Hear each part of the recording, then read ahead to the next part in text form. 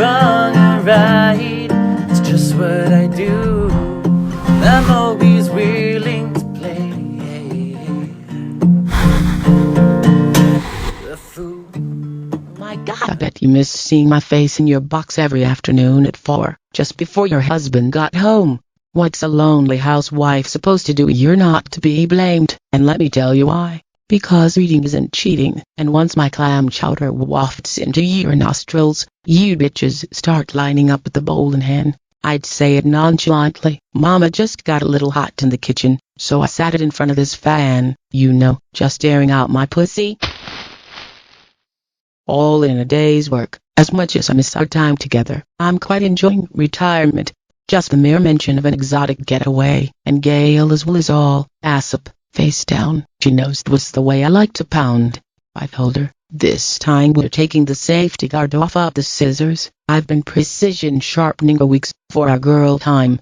Some people think that I love Gail. It's not that I love her. We had this understood hit it and quit it relationship. It's just easy. I don't see Gail as much as I would like, but we didn't make a plan to kick it soon. My muffin is moist just thinking about her, and the way she can really stank up a motel room, makes me want to sing this tune. I know you know the tune, bitch, sang along splish splash, bitch go wash your ass, so much sign tore in my piece tonight. I've changed. You say, well, it's true. After I left the show, something devastating happened. I had to put Stedman down. He just kept talking about love and getting married, and I was like, fuck a bunch of that. I am notorious for my bully tactics after I break your heart. Let's just say, I've set fire to more than a few brown bags that I shit in. I get angrier than Alanis Morissette was when Uncle Joey left her for an adult, bitch. You, out no. I was sitting on the sheeter one day and it hit me. After letting out a few Hershey squirts, I had an epiphany. When Dr. Phil was done wiping my ass, he poked my doo-doo with the stick to make sure that there were no angel babies that miscarried. No dead angel babies today, Ms. Winfrey. But may I pretty please pick out the corn from the sheet to feed my family? He asked me. I told him that it was fine by me, but it would be this week's pay, and I'm doubling his hours. Dr. Phil is the fucking worst. My epiphany was that if I was gonna get any action, I had to do something about Stedman. He was a major cockblock. I was not quite sure what to do. He just kept asking me to marry him. Pathetically, he's weak. He's so weak. And the violence in my nose were clearly escalating. I would have been terrified of me if I were him. I would not have asked one more time. Like a crackhead begging her dealer for a 20 for 10. He was addicted to this sweet ass I got. The last time was the last time. I was done. Yet again, Stedman concocted this elaborate evening of sweet romance. He got down on one knee and said, please, bitch, please. Come on, Oprah, please, bitch. I was checking out this thick bottom bitch that was cruising me as she passed by. Come on, Oprah, please, bitch. Pretty please with sugar on top. It mostly sounded like blah blah to me. I heard him say sugar. Sugar used to be our safe word. Not like I ever needed to use it, but Stedman being the delicate little flower he was screamed at constantly. You see, Stedman had taken me to my favorite park to propose. He thought this is where I came to power walk. Nope, I always said it fast. Due to his bad hearing, he thought that I said I came to this park and I power walked, but I was mumbling. What I'd really said was, I came in a bitch in the park when I power topped. I didn't even notice he was proposing at first. I was making eyes at this thick bottom bitch who was cruising me. I brought my fingers up to my lips and made a V, flicking my tongue and my fingers at her when I felt his puppy dog eyes staring up at me. I thought he had knelt to take a shit in the crabgrass. It's not actually crabgrass. That right there was when I got crabs again, badly. That was a lethal, 4th time in the same spot. It's like these little fuckers had colonized and took the grassy area as their turf. And they defended like a motherfucker too. He never blamed him. It was on me. In my peripheral vision I noticed, verily, that Stedman was on one knee. I thought he was clearing the throat to his fart box, but nope. He had a rock, and a box, and puppy dog eyes, and through that huge diamond was on fleek, fleek. I looked at him. He was down on one knee, begging and pleading to me. Bitch, come on, Oprah, please, bitch, please. He started to scream. I snatched a box from his hand and slipped my finger through the roaring. When I hit the diamond, that fucking thing gleamed. As hard as I could, I stomp kicked him in his kidneys. All of a sudden my panties ripped off when he started to bleed. My pussy cleared her throat and looked up at me. She coughed and spat out a loogie. Then she did the cutest thing. She saw I was watching, so she winked at me, and then she said, "Thank you, Big O, for setting me free. I smelled so damn delicious that even I got hungry." It was when I heard two loud, yet familiar sounds. First there was a Pong. it was quickly followed by a Ping. and then she said the funniest fucking thing. She locked eyes with me and said, I go hard when I go hard, if you know what I mean. Like balls to the walls hard. "Oh my god, fuck your ass, queen." I started laughing so hard that I pooped a little, and let go of some pee.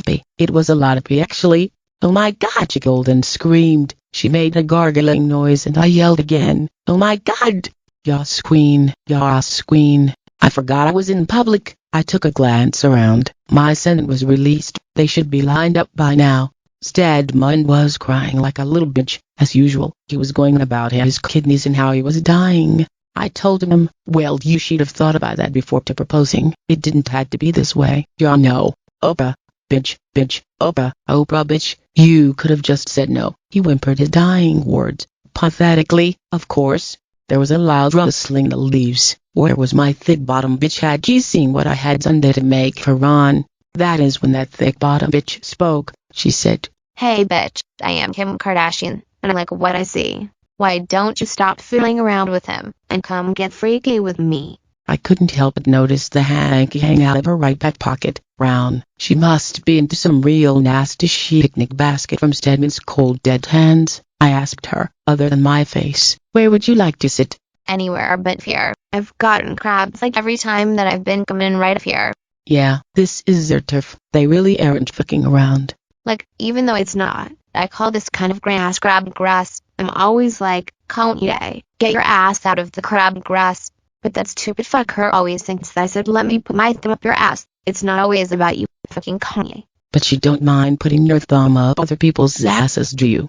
Like, the god, no, I don't mind. It's just the Kanye. It's more of me expressing his anal glands thing than it's about getting him off. I completely understand. Stedman had problems going number 2 on my chest. I thought I would have had to have put him down sooner. Hey, big girl, let's go sit on Blowjob Hill. I have Taco Bell on the way here and I'm ready to expel. We walked together up the Blowjob Hill. The whole time she had a thumb up my ass. It felt like I was taking gymnastics all over again. Hey, big girl, what's that fucking delicious smell? It smells like clam chowder, homemade. Sounding shocked, I said, "Oh my, I didn't realize you could smell me from here. I was just staring out my pussy. Help yourself to a bowl." Fuck yeah, nah. Big goes spin your ass around. With her thumb up my ass, she damn near ate the face right off of my kitty. She gave me a Cleveland steamer on my chest.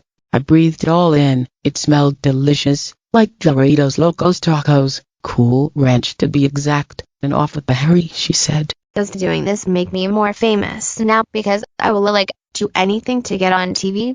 Of course it is your operation, bitch. After all, you just fucked me. I'm the queen of the airwaves. I own all of network TV. Well, Big O, I gotta hit the road. Thanks for letting me shit on you. I have to take my mom to therapy and my dad to see his gynecologist. I didn't give her time to continue whatever the fuck she was saying. I gave her a swift kick. It's goodbye, I said to my thick-bottom bitch. She tumbled down Blowjob Hill and landed right next to Stedman's body, which was being devoured by crabs. Yup, that is how I lost my Stedman. It marked a new beginning for me. I was a free bitch, baby. Years passed by faster and faster the more of them you accumulate. I spent my youth slaving away, selling myself at any cost. For fame, I was focused. My eyes were on the prize, and the prize was power and influence. I could glance at any book and who it would hear #1. Shit, I once encountered a homeless man and bet Gail that I could make this filthy man respected by all by the end of the day, and I won. His fart smelled like eggs that had been left out in her Texas sun for several weeks and he was hallucinating very intensely. He insisted that he was a wizard. Instead of arguing, I just freaking went with it. I named him Muzz. Gail asked, "Do you think it was enough?" I stood there tapping my foot, my head cocked to the sob. Holy fuck, I've got it. By the power invested in me, you're a motherfucking doctor. And boy did you guys eat that shit up. Dr. Oz went on to be the highest-rated fictional medical personnel to date. But it was all part of the bigger plan. If I could achieve a godlike status by 45, I just may be able to afford to live forever. I'd perform an annual animal sacrifice to the Dark Lord. I lived a mundane existence. Yeah, no, in bed by 9, up before the sun, drank some fresh chicken blood on the full moon, have sex with a girl before starting the show on the new moon, just really average things. I saw every one of my friends when we were 20 and then 30 having the time of their lives. I wanted to destroy them at times for it. I wouldn't have to refrain placing explosive devices in the undercarriage of their cars. They were all so happy, but I knew what was best. Because they may have been having the time of their lives, but they were fucking poor. I don't know what could be worse than poor and ginger. Yeah, ginger is definitely worse than poor. If you're poor and ginger, oh my, just end it. Now, anyway, I had gained my fortune. Now we are 50. Most of them have to live with their kids. I hate children. I don't fucking need them. Money fills that hole just fine. Yup. I mean literally, money can fill any hole I got, and it did. I just didn't trust banks for the longest time. So, a bunch of thieving old white men, trying to keep us down by keeping a hand in mama's purse. So I turned my snatch into my purse, and did it for 2 reasons. Firstly, my angel maker never charges an overdraft fee, and because if they came to get it, I charged interest.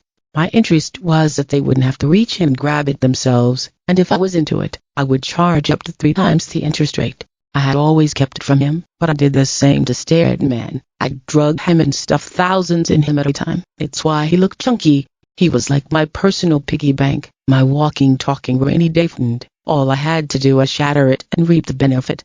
Quite frankly, I'm shocked I waited as long as I did, but that fateful day in the park after the crabs devoured him, I collected up my cash. I paid the crabs their share with the bills that had been sitting in his colon. They were covered in shit. The crabs didn't mind though. They just wanted me to get the fuck off their turf. I walked away and never looked back at the crabgrass. I just wished it was the last time that I got crabs, but nope, got some now. At this very moment I've got more crabs than a seafood buffet, but mine are never imitation. Anyway, my life plan worked. I made my riches. Instead of having fun while I was young, I now have a team of plastic surgeons on hand.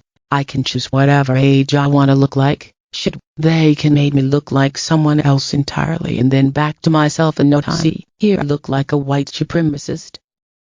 Boom, back to myself. I may be able to afford to live forever as I age, so while you rot and decay, no, I'll be so damn high and thoroughly laid. I worked hard, and now I'm gonna fucking party. The world is my oyster, and my thighs are it shucks. I'm going to do every damn drop there is, and master all the ways to fuck. I'm sure that you'll see me around, a pipe in my hand, with my thumb in the air hitching a ride to Pound Town.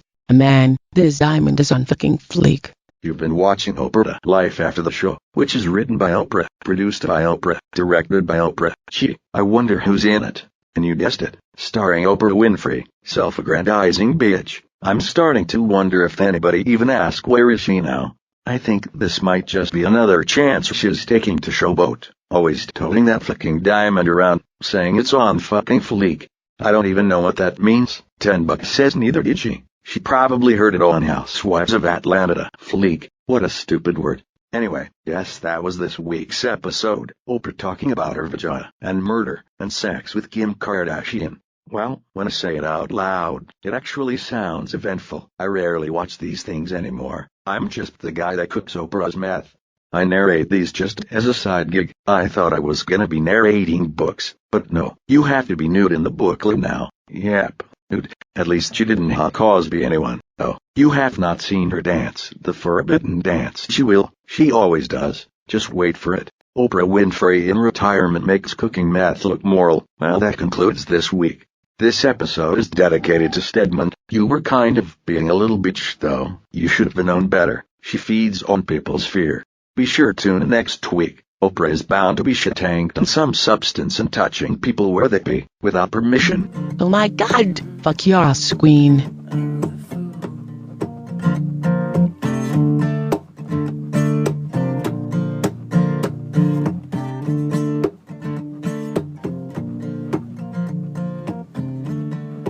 Every heartbreak